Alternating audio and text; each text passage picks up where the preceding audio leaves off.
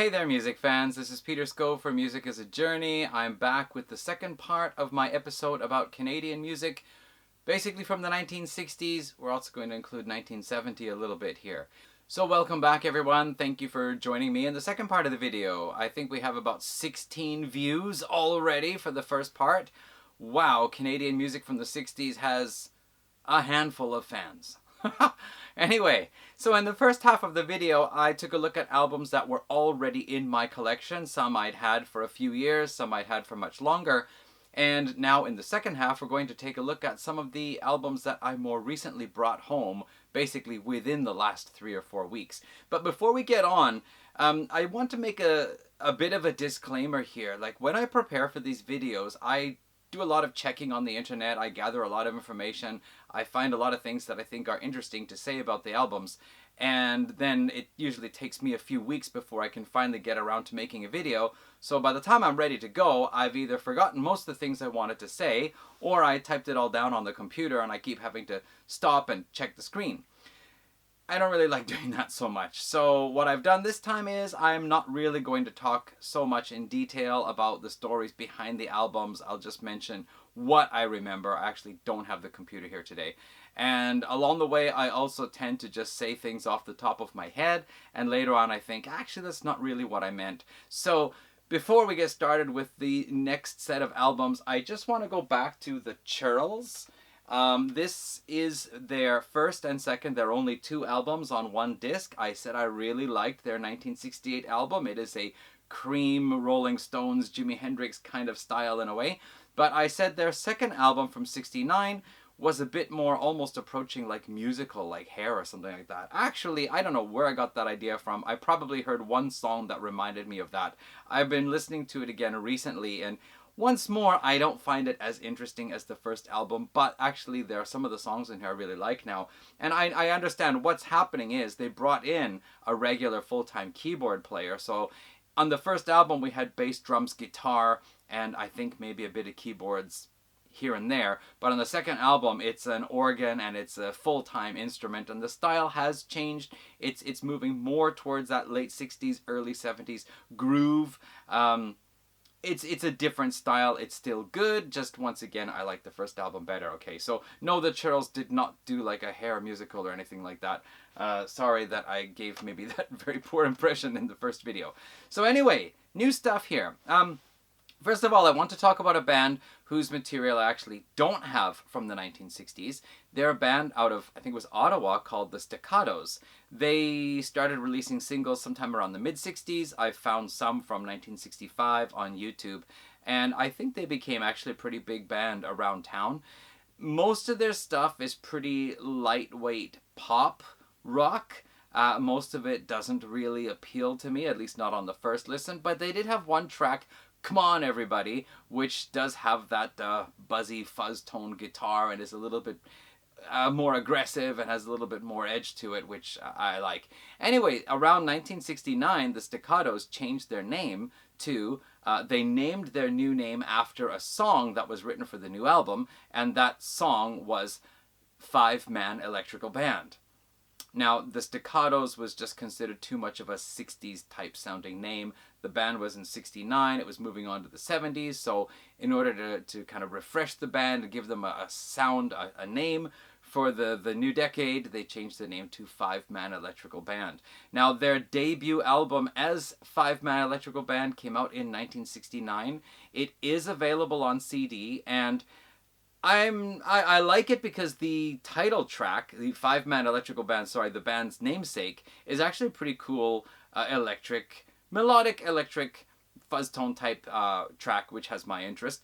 I think probably a lot of the other stuff is still not really quite to my taste. But anyway, that album has that first album, plus the CD includes several tracks recorded as the Staccatos, some of the more famous ones. So even though I'm not like really warm on the music, I'm still thinking it would be nice to get. Unfortunately, as I'm finding, most of these reissues of Canadian albums actually came out some like 20 years ago. So tracking them down now is pretty hard. Like the few places I can actually get them, I'm going to have to pay somewhere in the neighborhood of like $50, $60 or more if I really want it. So I'm going to have to hunt around on the internet a bit more.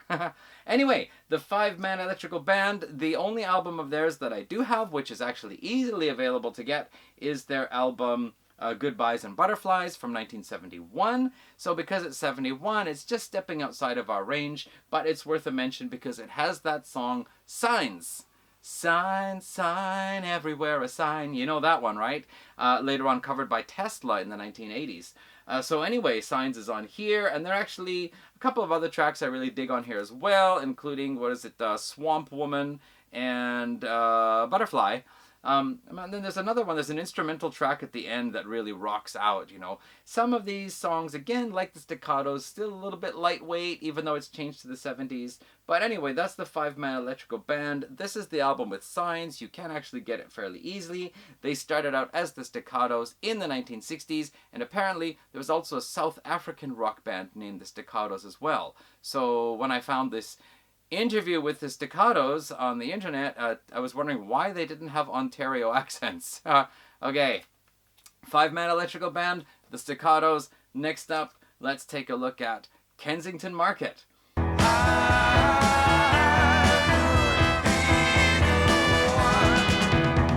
Kensington Market released 2 albums in the 1960s. This one called Avenue Road in 1968, which included a couple of singles that they recorded in 1967.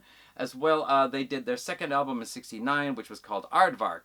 Now, Kensington Market, they're a pretty lightweight band. I mean, when I first listened to what was on this album, I thought, no, I don't need to get this.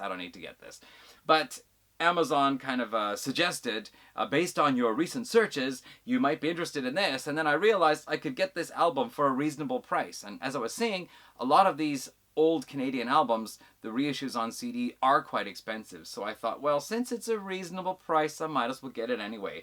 And what I found when I started listening to it was there actually, first listen, there were 3 tracks on here that I actually quite liked. And there are a couple of others that are pretty good, and then there's some, it's like, eh.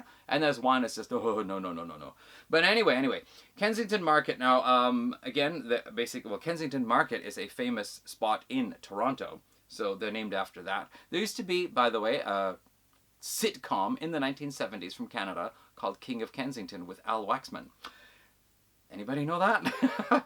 Anyway, what's one interesting thing about Kensington Market is there was a fellow, what's his name now? Somebody Ray. He was an American folk guitarist, and he was up in the Toronto area. He was actually doing some work, I think, with Ian and Sylvia, who were a folk duo also out of Toronto, I think it was. But anyway, he heard Kensington Market, and I don't remember if he actually heard them in Toronto or if they were down in the States and he heard them. But anyway, he was so impressed with their music that he called up his buddy, Felix Pappalardi.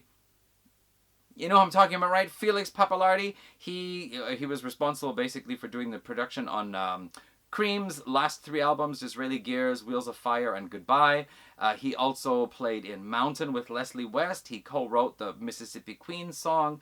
He was actually a really big name in the American East Coast rock scene, and a guy with actually quite a musical academy training and so on. So very cool like that. But anyway, yeah, so Felix Pappalardi actually produced both of Kensington Market's albums. And I think he also worked with Ian and Sylvia as well. So there's a kind of connection going on between Toronto and New York. We find Toronto musicians going down to New York. We also find some New Yorker musicians coming up to Toronto. So there seems to be that kind of connection, kind of like Vancouver and California, San Francisco, basically. Vancouver and San Francisco, and Toronto and New York. Also Montreal and New York as well. But anyway, Kensington Market, Avenue Road, second album, Aardvark. Listening to it on the internet, again, there's probably 3 tracks on there that I really think I'm going to get into, and then other ones, probably have to listen to them a bit. Why not try to give yourself a ride? Next up, this is the British North American Act. That's the name of the band. They were based in Montreal, and the band was comprised of 2 Montreal-born members, 2 members born in England. I guess that's why they have the British North American Act, and 1 member was originally born in Hungary.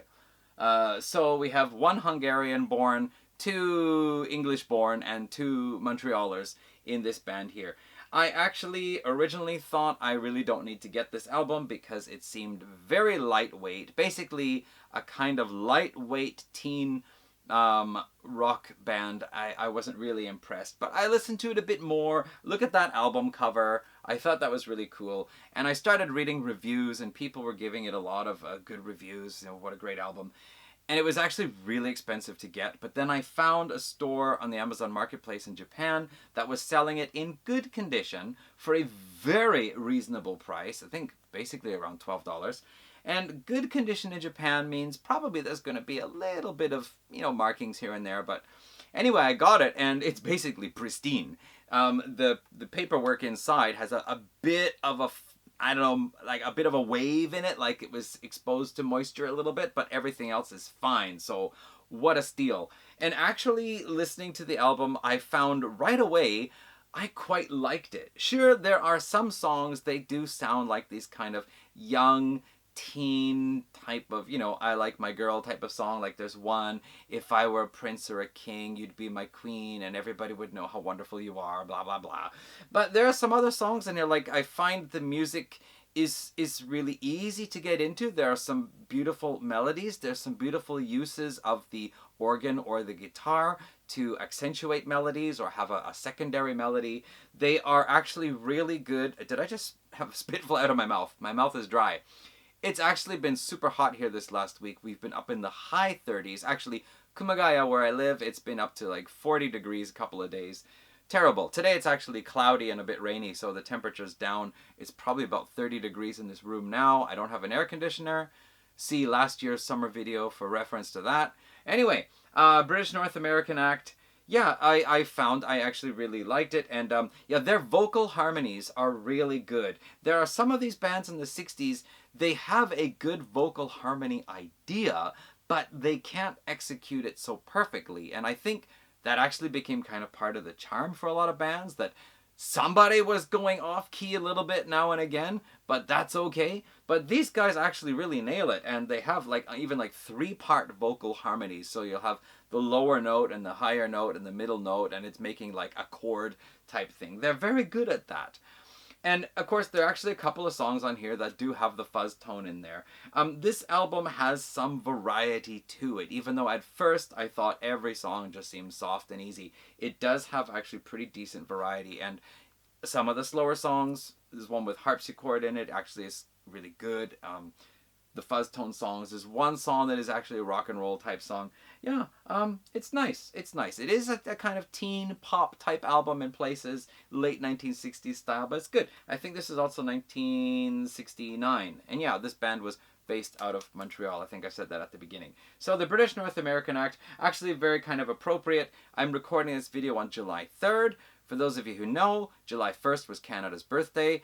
1867, the British North America Act was basically the document that said Canada could be a dominion separate from England, and from there on we basically began our long path to independence, because Canada just didn't have a war and separate from England. We did it all very slowly, bit by bit, but it kind of starts with that British North America Act. This is the British North American Act. Here we go. Next album.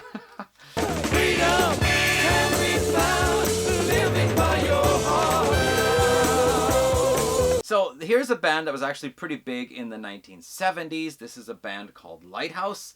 This is a compilation. It's actually not a compilation. It is a compilation. It is their first 3 albums. Their self-titled debut in early '69. Their second album, I've forgotten the name now, Sweet Feeling from 1969. And Piecing as in peace, as in, you know, no war, peace. Piecing it all together from 1970. I am not a huge Lighthouse fan because this is the kind of music, like, you get like a dozen people in a band. You've got your basic guitars, drums, bass, keyboards, vocals, but you've also got horns and you've got strings. And even though I actually really like that kind of music on an album, I don't dig a whole album of it. So I wasn't really interested in Lighthouse. I have their One Fine Day album, their 4th album, which was their really big one. and it has some good songs, but I just don't feel like listening to the whole. Same with like Chicago, Blood, Sweat, and Tears, that kind of thing. Some songs are good. I don't want a whole album like that. But I have to say, Lighthouse's debut album, what attracted me to it is right off the bat, first song, Mountain Man, really fuzzy guitar. Wicked drum solo. And actually, Lighthouse was one of the key members in putting it together was a guy named Skip Prokop, who is the drummer, who was actually the drummer in a band we're going to talk about in a bit. Where's my stack? Here, in a bit. So his name will be mentioned again, but Skip Prokop was the drummer, and Lighthouse is a band with like 12, 13 members, full of horns and strings, and some really nice fuzz tone guitar in a couple of songs. On the first album here also they did a cover of the Byrds' 8 Miles High, which is, I've actually never heard the Byrds version, but I also know that Golden Earring from, was it the Netherlands? They also did, one of their albums was also called 8 Miles High, and I think it was from 8 Miles High, I think it was from 1968. Or something like that. So Lighthouse covered it, and they did a really smashing job of it. Great instrumental stuff in there, beautiful, interesting guitar solos. And one of the things here about the second album, Sweet Feeling, the very first track, I think it's called Chest Fever, it almost has a Werewolves of London type groove to it, except that it's like 9 years before Werewolves of London. But the melody has this dun dun dun dun dun dun dun, like that. I was just like, wait a minute, I know this song. It's this must be the, and then yeah, Werewolves of London. But of course it's not. It just, when you hear that part, it'll be like, wow, that's the same, or almost the same. Also, one of the tracks on here, they have a long instrumental section with drums and I think even like vibraphone. And then after that, the horns come in. And the horn melody, I swear, is the same horn melody that shows up in Uriah Heep's Salisbury from a year later. So I don't know what's going on, but anyway, pretty cool. So Lighthouse, the debut album, I think it's quite good. Second album also is pretty good. Third album, I haven't really picked up so much that I like about it yet. But anyway, that's Lighthouse. One ring Jane was her name. Right, so here's another one I heard about, I checked out, I thought, I don't need it. This is Mother Tucker's Yellow Duck out of Vancouver. Mother Tucker's Yellow Duck actually was originally a performing group where only one of the members was actually a musician. And there was a woman who was from Boston. I've forgotten her name now, but you can check it on the internet. Anyway, she was Mother Tucker, and the one musician was the Yellow Duck. And I think the other members were, I think it was half American, half Canadian, or something like that. But anyway, they settled into Vancouver, and after a bit, the one musician, sorry, I've forgotten his name now. Yeah, and it's like super tiny print on the back here. But anyway, somebody called Will. And he actually passed away just not long ago, like a year or so ago. Maybe just last year he passed away or something like that. But anyway, he decided he wanted to actually make a musical band. And so he did. And they released their first single, I think it was 1968. This is their debut album, self-titled, from 1969. And then they did another album in 70 or 71. And then after that, they weren't really having any success, so they called it quits. Mother Tucker's Yellow Duck apparently also have opened for Deep Purple and the Yardbirds. So I don't know what that means. Like, did the Yardbirds come to Vancouver and they opened for them? Or they came to Toronto? Or they opened for them in the States somewhere? I'm not sure. But anyway, I really thought this is a very lightweight kind of country psychedelic rock, so I don't really need it. But as it turns out, it's again like with the British North American Act, I found one song I liked, and then I found another one. I thought, okay, I'll get the album, and you know, I was able to get it. Again, used, but in like basically new condition. So a little bit cheaper than buying it new. And it's actually really cool. There are some songs a bit on the country western side. One of them does sound a bit like Blue Rodeo, actually. But the other ones, there's some good variety on here. There's One Ring Jane. You must check this out. If you really like the kind of like aggressive Jefferson Airplane style of psychedelic rock, like what Jefferson Airplane could do when they ramped up, One Ring Jane is like that. It's just a killer track, great guitar solo, the drums are on fire, it's really cool. The final track, People Think, is that fuzz-toned one that I wanted to get, the psychedelic one. But there are some other good ones here too, like Elevated Platform, even the opening track, which I can't see, it's too small. But times are changing. Yeah, that's right, times are changing. Try to get information about this track on the internet. Perhaps you're looking for The Times Are A-Changin' by Bob Dylan? No, I'm trying to find this one by Mother Tucker's Yellow Duck. But anyway, it is an original track by the band. So I'd say out of the 12 tracks on here, there are 5 or 6 that actually I quite like, and a few others that are okay, and then a couple, there's one about Little Pony. Little Pony's my best friend, blah, blah, blah. It's like, I don't know how that's cool. I just don't know how that's cool. You're a rock band, guys.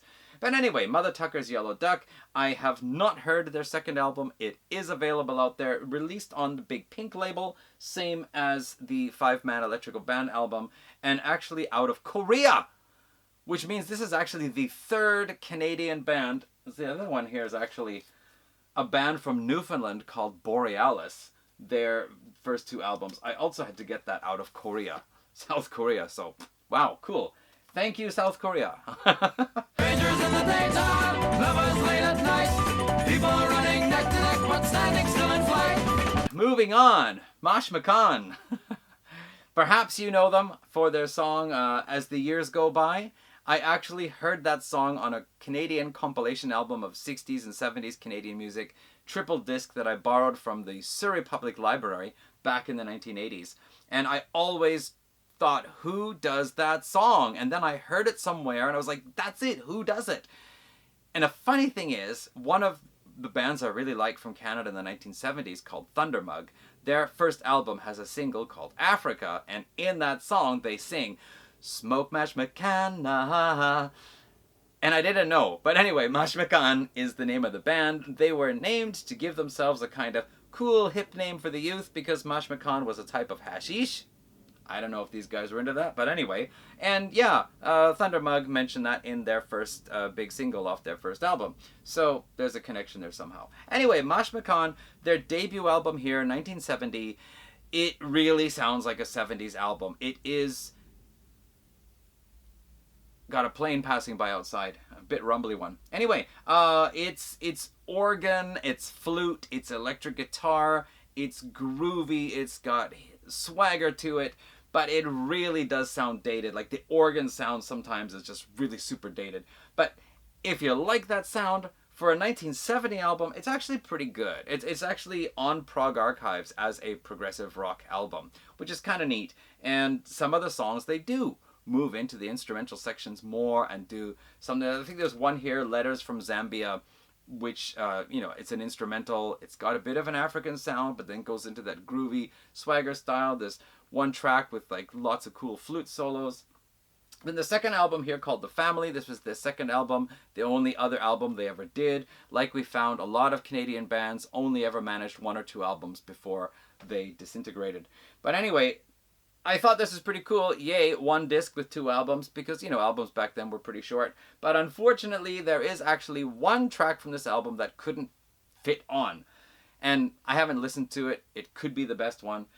This album is good. This album, I feel like they were just, I don't know, like they just loosened the strings or whatever. Like the vocals, the harmonies just aren't working. I feel they're just really being lazy about singing. Like there are just many times where I feel it's not working. Like maybe the idea was good, but it's just not coming across very well. This album could have been tightened up and made a bit better. But this one here, really 1970s sound, but pretty cool. Okay, As the Years Go By is the song. That was the hit from this. You could check it out if you want. Okay, Mashmakhan.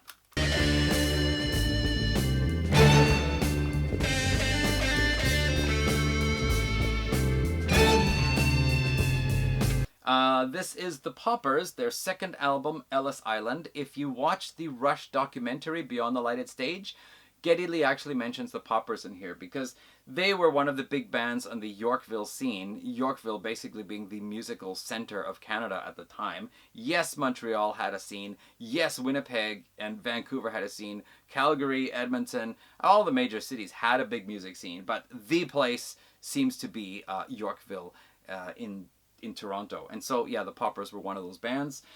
Their first album, Magic People, 1967. It's available on CD. I haven't got it just because it's going to cost like $50 for an import. But I was able to get Ellis Island off of Amazon Japan for a very reasonable price. It is a really mixed album. Like the first track, South Down Road, is a 12-minute psychedelic masterpiece with like lots of guitar solo and drumming. This is the band with Skip Prokop. He's the drummer in here, and he's one of the guys who started up Lighthouse that I mentioned earlier. So Skip Prokop is on here.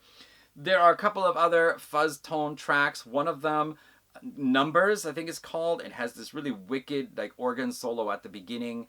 It almost sounds like they've got that like toggle switch that makes the notes go up and down, like up a note and down a note. I don't know if they actually had that or just sounds that way, but it's pretty cool. And then they've got like, a classic rock and roll piano type one. They've got a kind of comedy country western one. They've got one like really almost depressing, very slow, depressing type song, really dark, and just a variety of stuff here. Some of them quite nice. I'd say half the album I can enjoy listening to, and the other half mostly just kind of let it pass by. A bit of humor, a bit of darkness, a bit of lightness, all around like really mixed album here. But anyway, that's the Paupers, Ellis Island from 1968. I think by the time this album had been finally released, the band was already splitting up and Skip Prokop was on his way to help starting Lighthouse. Anyway, that's the Paupers.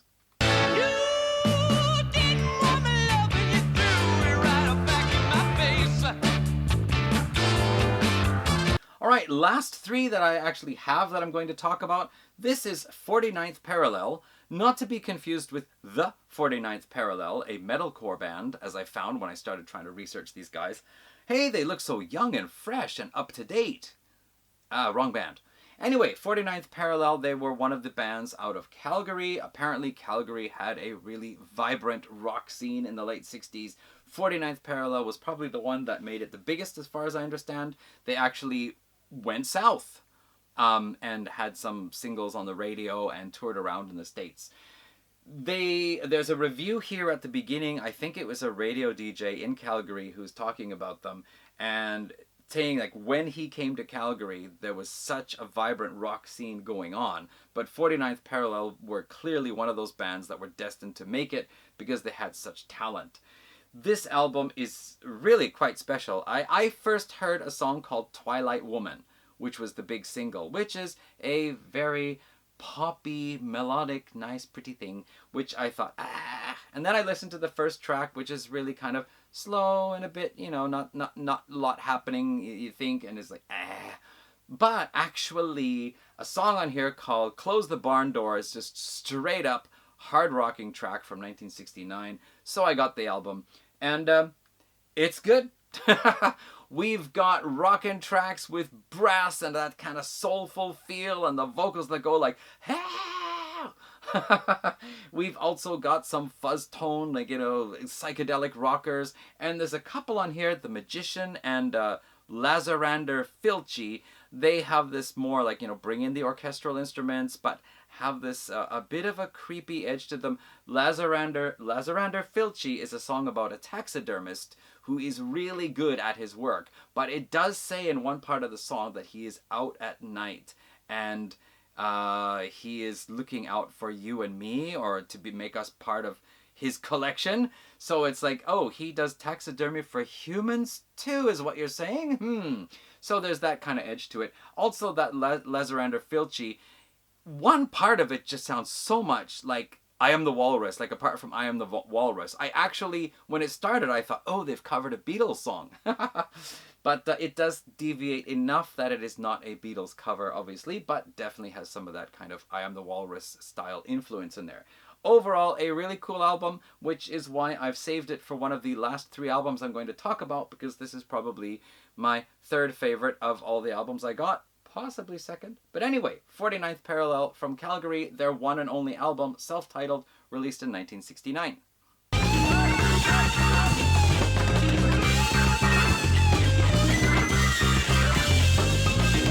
Starting to drip sweat.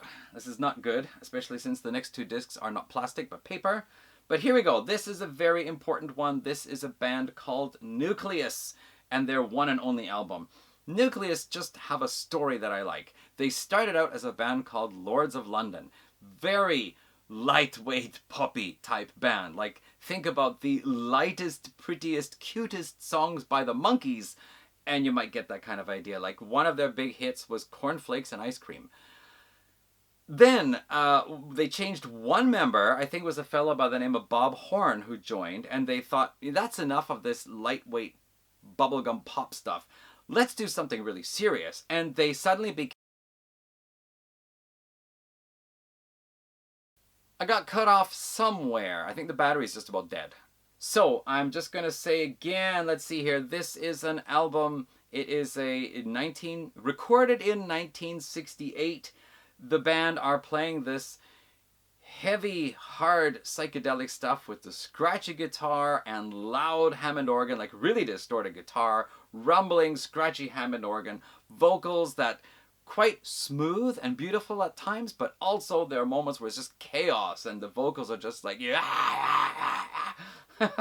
really groovy stuff. I almost wasn't sure if I wanted it or not because I didn't want just a jam album, right? But I mean, this was so cool. I really am impressed with this. Recorded in '68, took them a year before it got picked up by Mainstream Records in Chicago, I think it was. And by the time it came out, they'd already been touring and trying to promote it, and it just wasn't happening. And so the band was already starting to distance themselves from the album when it was finally released in 1969. Then one of their songs, Communication, actually made it onto the underground FM radio. But by 1970, they basically started, having some disagreements with themselves and the band. And so the band dissolved. Now, one story is the band dissolved, but 3 of the members decided to carry on with a new project. Another story on the internet is that a fellow who was involved with the band, I don't remember if it was the manager or a producer or somebody, but somebody said, you've got to keep this band going. These are some great people. 2 people left, 2 new people came in from another band, and then they changed the name to A Foot in Cold Water and carried on in the 1970s with 3 more albums then as A Foot in Cold Water, which started out as quite a really cool hard rock, heavy rock band. The first album is awesome. And then they started to branch out a little bit and get a little bit more lighter and a little bit sweeter, but also a little bit proggy in places. And they did 2 more albums. A 4th album never got finished, but there is also a compilation that includes from their first 3 albums, plus some from the 4th, plus some singles.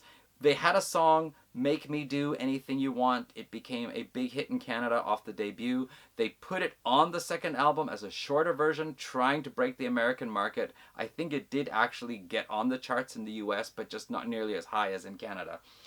And then later on, the bass player, Huey Leggett, who was right from the beginning, Lords of London, Nucleus, A Foot in Cold Water. He later on teamed up with his brother and did an album in 80-81, just called Leggett, which is a prog rock album for the early 80s.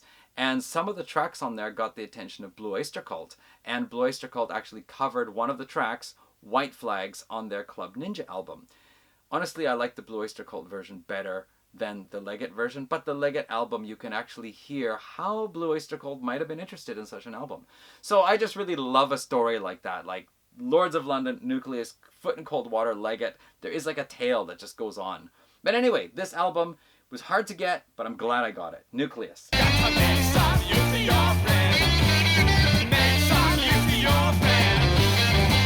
Okay, the battery is going to run down, and I've got a little bit more to say. The last album to talk about here is by a band called It's All Meat. They actually started forming in '68. The news inside in here, there's written in here somewhere. Behind the CD, there's something written. And also on the internet, you'll find people saying that they started out as a band called the Underworld. However, I think it's Jed McKay or Rick McKim. Jed McKay, Rick McKim, they're the 2 main dudes behind the band. They actually clarify that they were working with the band, the Underworld, and producing the Underworld's 2 singles and B-sides, so 4 songs altogether. And they are actually really cool. Like, it's this psychedelic garage rock type thing, but a little bit on the aggressive side, especially 2 of the tracks. And they were doing the production work with them as they were forming It's All Meat. And the interesting thing about the Underworld is that the drummer, according to what I read, was Gil Moore, who of course later on was the drummer for Triumph. So that's kind of neat. It's All Meat finally. They released a single in 1969 called I Feel It. Feel It, just feel it. And then their one and only album in 1970. This album is just so freaking cool. This is why it's the last one I'm going to talk about. This is basically like if the New York Dolls were a heavy psychedelic band from 69-70, and this was their debut. Or it could be like the vocals sound like, for example, Mick Jagger with more of a punky styled sneering voice singing for like the Stooges or something like that.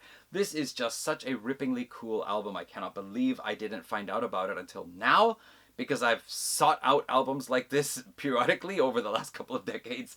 This is so awesome. One person on the internet said after he got this, it remained on his record player or CD player for the last 20 days. And I thought, come on, it's not that good.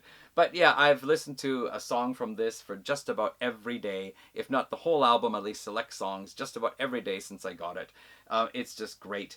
One song you've got to check out is called Roll My Own. Yeah, that is the one I recommend. Also, make some use of your friends. Feel It, and what is the other one here? You Brought Me Back to My Senses. Then Sunday Love and Crying Into the Deep Lake. These are longer extended tracks. Crying Into the Deep Lake is kind of like Pink Floyd 1969 Pink Floyd meets The Doors kind of thing. And Sunday Morning Love is this really light, pretty thing, and then goes into this more, psychedelic, crunchy type style, going back to the lighter thing at the end again. Anyway, It's All Meat. They are not named after a song by the Animals. There is a song by the Animals called It's All Meat. Apparently there was a dog food commercial at the time that said they were 100% beef or something like that. And so It's All Meat, they took their name from that. Anyway, that's this band, It's All Meat. Those are the albums I've picked up. I just want to mention a few other things before we pack it up. So some of the bands I didn't get, either because I just haven't got around to it yet, haven't had the money for it.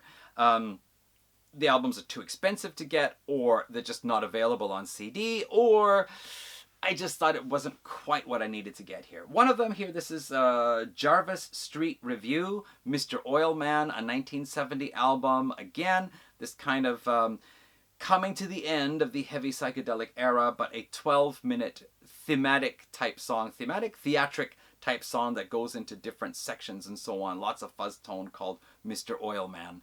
I checked it out years ago and thought, but now I'm thinking, okay, it's available, it's reasonable, I'll pick it up. So you could check it out if you want. Jarvis Street Review, Mr. Oilman from Toronto. A band called Troika, who were originally from Edmonton, and all three members were of Slavic background, so there is a kind of Slavic acoustic influence in their music. I've listened to that album like 3 times now, with a few years gaps in between, and every time I thought, I don't need it. But very end, maybe if I can get it, it might be pretty cool actually. They only released one album. There is another band called Troika, kind of jazz type band out there that is around now, I think, that have a couple of albums out. So if you search for Troika on the internet, you'll probably find the Canadian band from 1970, and then this other, I don't know, I think it's a European band or something. Stone Circus, they were a band called Funky Farm out of Montreal. They went down to New York, added one American to the band, recorded an album for Mainstream. It got released under the name of Stone Circus. The band couldn't believe their name got changed. That's not the name they wanted, but it's actually pretty cool. And then promotion for it completely dropped, and so the band just disappeared. However, it is now one of the most sought-after underground Canadian psychedelic albums of the late 60s. We also had a band called... Oh, geez, I'm starting to lose my sight here. Oh, okay, not a band. This is some collection albums, compilation albums of Canadian garage rock or this kind of thing. There's one called Nightmares from the Underworld, Volumes 1 and 2. On Volume 1, you can actually get The Underworld, the band I talked about, and one of their songs, I forget what it's called now, but it's a really heavy fuzz tone type rocker. Nightmares from the Underworld Volume 1 and 2, and another one called Canadian Monsters. These are almost impossible to get on CD. They came out in the 1990s or something, but you can find them on YouTube if you want to listen through. What else have I got to say? There's some internet sites, one of them called Citizen Freak, another one called Canuckistan. These are websites where I was able to find a lot of information about the bands I was checking out. There were some other bands that I decided not to get. They weren't really my thing. A little bit more on the soul side with more of this, saxophone and brass, and not quite sure if I really want to get into that, but I've forgotten the names too. That's not very helpful, is it?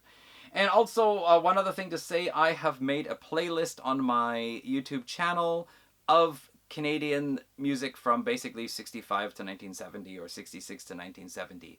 So a lot of the songs I like from these albums are on there, plus just other songs that I find that I think are really cool. I add them to that list, so if you want to check that out, you can. Lots of great music out there from Canada in the late 1960s. And I think that's where we're going to wrap it up for here. Thank you all for watching, and there will be other videos coming. It's really hard to do when the room is I have no air conditioning, and it's really humid and hot in here, and I'm just sweating throughout the whole video. So yeah, anyway, the next video will come up when I get around to it. Thanks for watching, everyone. Stay cool, unless you're in the southern hemisphere. You already are cool, and see you next time. All right, bye.